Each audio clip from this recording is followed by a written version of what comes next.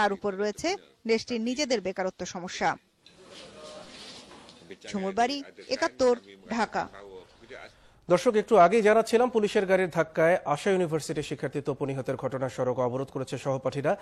মঙ্গলবার রাজধানীর শ্যামলীতে প্রায় ১.৫ ঘন্টা রাস্তা অবরোধ করে বিক্ষোভ করে তারা। এই সংক্রান্ত প্রতিবেদনটি আমাদের হাতে এসে পৌঁছেছে, চলুন দেখে নিচ্ছি।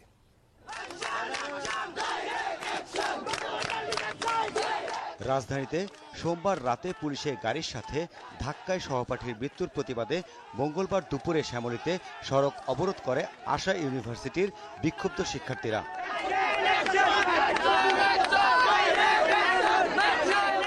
সহপাঠীরা জানান, আশা ইউনিভার্সিটির বিবিএর ছাত্র তপু সোমবার বিকেলে বনানী এলাকায় মোটরসাইকেল চালাচ্ছিলেন। এ সময় পুলিশকে বহন করা একটি বাস উল্টো দিক থেকে এসে তাকে চাপা দিলে সাথে সাথেই সে মারা যায়। পুলিশের ওই গাড়িতে যারা কনস্টেবল ছিল তারা ওই ঘটনাকে ধামাচাপা দেওয়ার জন্য চেষ্টা করে।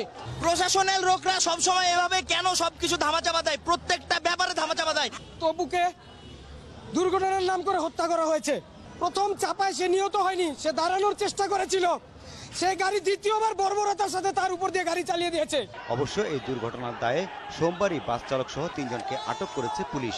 এই ঘটনার সাথে জড়িত কাউকেই ছাড় দেওয়া হবে না বলে জানান পুলিশ কর্মকর্তারা। তদন্তে যদি দোষী প্রমাণিত হয় কেউ, whoever it is, whatever it is, তার দৃষ্টান্তমূলক শাস্তি হবে।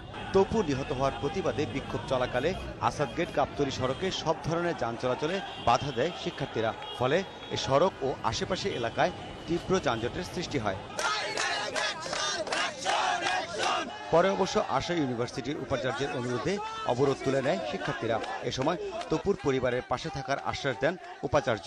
যাদের জন্য কষ্ট হলো সাধারণ জনগণের কাছে আমি এবার একটু ক্ষমা চাইবো যে আমাদের এই আন্দোলনের জন্য যাদের তো ক্ষতি হয়ে থাকে, কষ্ট হয়ে থাকে, সেই জন্য যেন আমাদের সঙ্গে একাত্ম ঘোষণা করেন। কারণ এই অ্যাক্সিডেন্ট ব্যাপারটা শুধু আমার না, আশা বিশ্ববিদ্যালয়ের না, এই অ্যাক্সিডেন্ট যত ঘটতে পারে যদি আমরা সাবধান না থাকি। প্রায় 2.5 ঘন্টা পর অবরোধ তুলে নিলে আবারও স্বাভাবিক হয়ে যায় যান চলাচল। তবে আগের তৈরি হওয়া যানজটের রেশ ছিল দীর্ঘক্ষণ। জেমসন মাহবুব, ৭১, ঢাকা।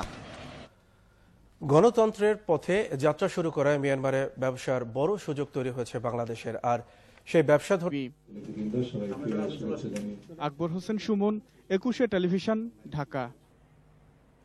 পুলিশের গাড়ির আঘাতে চতুর্থ বর্ষের শিক্ষার্থী নিহত হবার ঘটনায় বিক্ষুব্ধ আশা বিশ্ববিদ্যালয়ের শিক্ষার্থীরা। মঙ্গলবার অবস্থান কর্মসূচি শেষে টানা 3 ঘন্টা আসাদ গেট সংলগ্ন সড়ক অবরোধ করে তারা। পরে পুলিশ পরিস্থিতি নিয়ন্ত্রণে আনলো। শিক্ষার্থীরা 3 দিনের আলটিমেটাম দিয়েছে। রাসেল খানকে সাথে নিয়ে রাফিজ সাদনান আদিলের রিপোর্ট। সড়ক দুর্ঘটনায় সহপাঠীর মৃত্যুতে ফুঁসে ওঠে আশা বিশ্ববিদ্যালয়ের শিক্ষার্থীরা। ক্যাম্পাসে অবস্থান কর্মসূচি শেষে আসাদ গেটের সামনে সড়ক অবরোধ করে তারা। দুপুর 12টা থেকে 3টা পর্যন্ত 3 ঘন্টা অবরোধে দেখা দেয় তীব্র যানজট। পরবর্তী